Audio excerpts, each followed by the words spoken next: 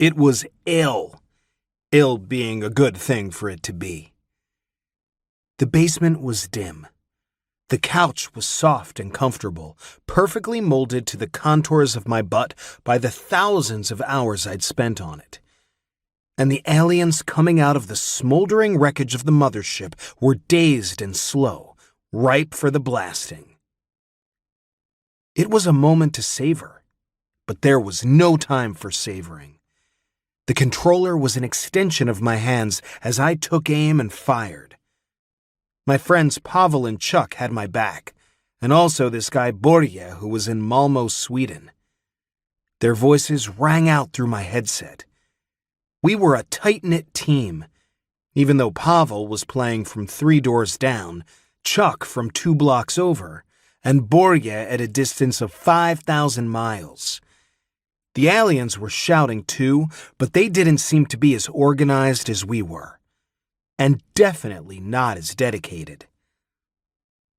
I heard another voice, my mother's, coming from upstairs.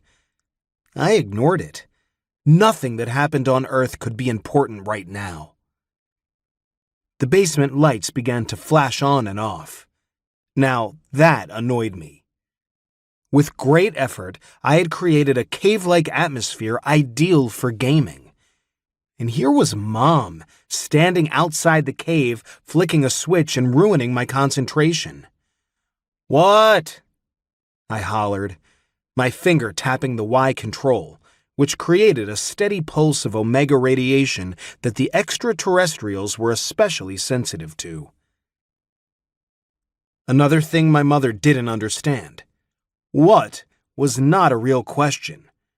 What meant I'm busy or do not disturb, or even go shout at someone who isn't involved in a life and death struggle with 7-foot insects. She said something about having to go out, ziti in the oven, and 10 minutes. What I heard was, blah, blah, blah, blah, blah, blah, blah. Seriously, if she was going to be back in 10 minutes, why did I have to know about this at all? I had an alien hit squad on my tail. I focused on the screen, trying to peer through the burning extraterrestrial atmosphere. Suddenly, a voice eerily like Darth Vader's announced, "Cover me while I plant the heavy neutron seed." Chuck was the first to panic.